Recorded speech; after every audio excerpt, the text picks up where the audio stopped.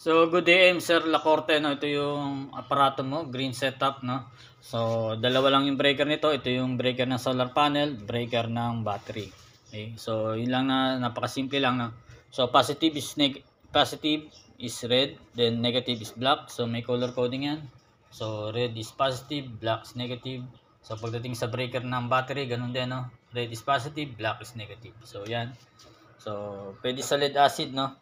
So, itong solar panel natin, so yan, ganyan yung wire. Meron akong link, pwede mong orderan, solar panel tsaka sa battery. So, pwede mo na chat anytime. Then, yung battery natin, no, positive yan, to. So, pumunta lang dito yan, positive side. Then, negative, so pumunta rin yan sa negative lang.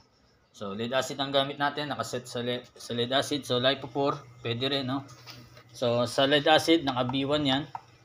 So, makita mo yung setup dito, no, B1. Kapag gagawin mong LiPo4 ang gagamitin, so B3. So, long press lang yan. Okay. Then, antay mo blink. So, set mo lang yan ng B3, no? Pero sa ngayon, naka B1 nga tayo. So, lead acid muna. Okay. So, yung lead acid, pwede yan sa mga lumang battery ng sasakyan. Kung wala pang pambili ng LiPo4, no? So, pero maganda ang LiPo4, mas matagal ang buhay. Then, mas marami ang na-store niya. So, patayin natin yung unit natin. No? Sa ngayon, naka-working yan. No? Merong load yan na ceiling fan. No? Then, lagay rin natin ng electric fan. No? 60 watts. Ito yung 220 volts na pang bahay. No? So, miski nakasaksak dito, lahat yan ay 220 volts na yan. Output mo. Okay? So, yung outlet natin, 220 volts na yan. No? Yan. Okay.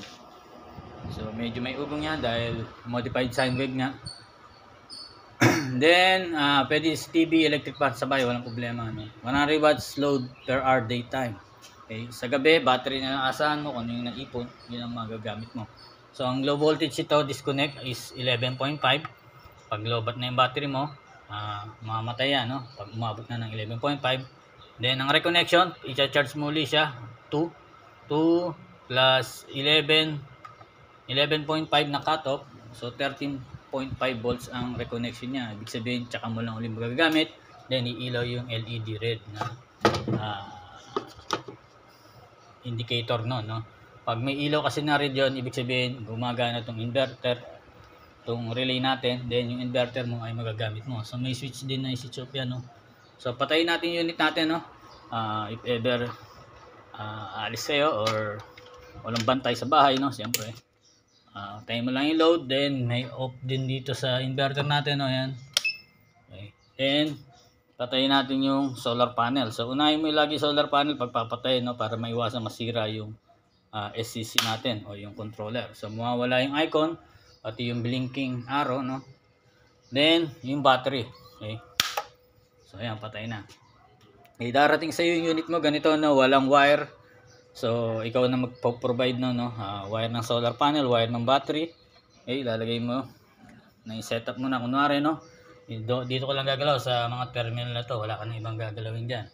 So, breaker ng battery, breaker ng solar panel, breaker ng battery. So, pag i-on mo naman, una is yung battery. Okay, para magkaroon ng display yung LBD mo, then yung SCC mo. Okay, so power mo naman yung solar panel para lumabas yung icon ng solar panel tsaka yung arrow na blinking. Okay? So yan, pag nag-arrow na blinking, din yung icon na nandiyan na ng solar panel, ibig sabihin na working na yung system mo.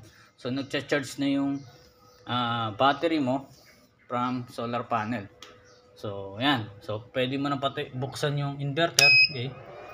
So green is good, red blinking, maaaring low voltage or high voltage, no? So yan. Saksak uli natin tong electric pa natin. Then tong ceiling pa natin. So, pasip ko sa iyo ito mamaya, sir, no? Salamat uli sa pagtitiwala. So, God bless.